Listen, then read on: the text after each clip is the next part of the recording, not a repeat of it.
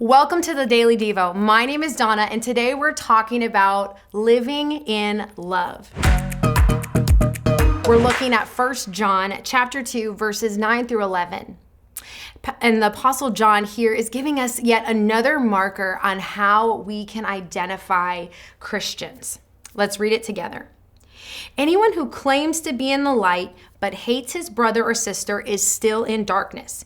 Anyone who loves their brother and sister lives in the light, and there is nothing in them to make them stumble. But anyone who hates his brother or sister is in darkness and walks around in the darkness. They do not know where they are going because the darkness has blinded them. Key point here is love is a distinguishing marker of true faith, and hatred towards others reveals spiritual darkness. Hate is such a strong word. I hate using it. Cheesy joke, I know. But in the English language, we throw that word around, sometimes casually, sometimes more intentionally, like, okay, I hate broccoli. Well, for some of you, that might be a very intense use of the word, depending on how you feel about broccoli. But real talk, then, on the flip side, like, hey, I really hate that person and I refuse to ever associate with them ever again.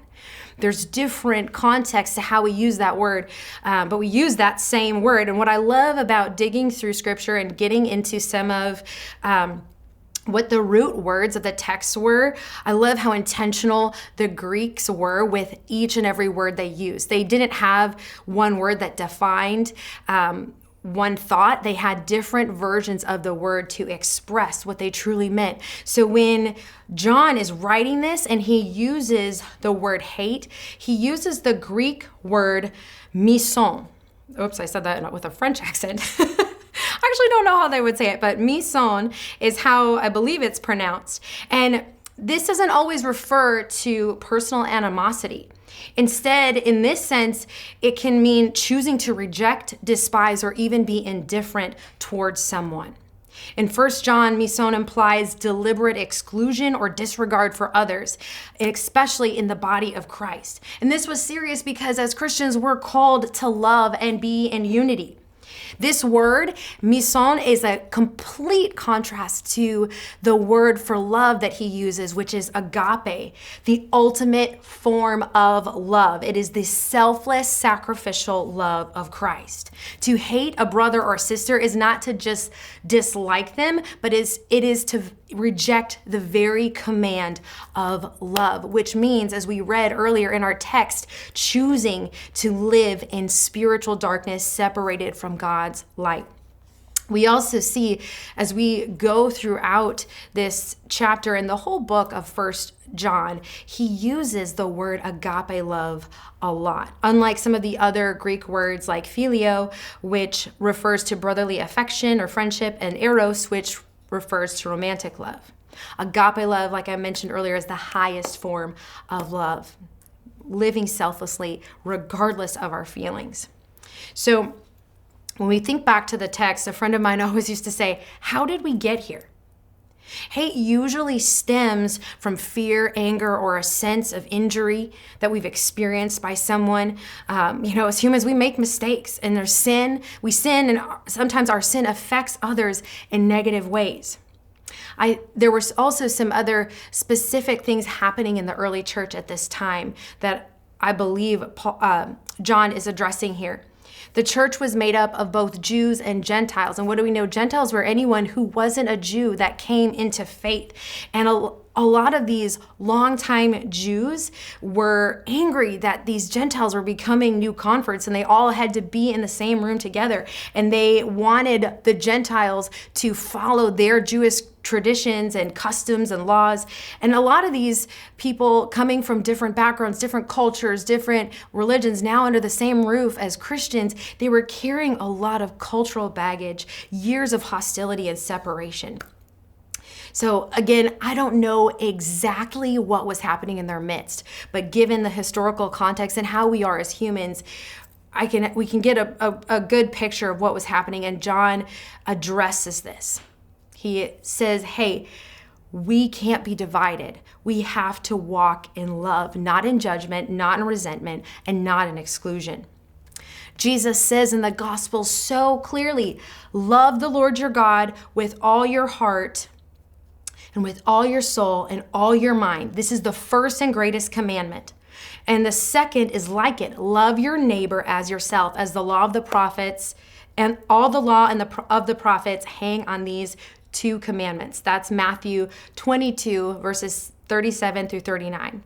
And in John 13:34 through 35, Jesus says, a new command I give you, love one another.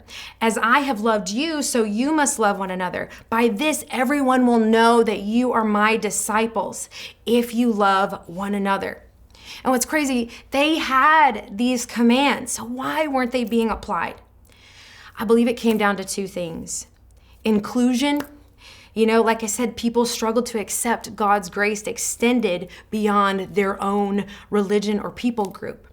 And two, personal hurts and pride. Unforgiveness, self-righteousness, and past wounds created division.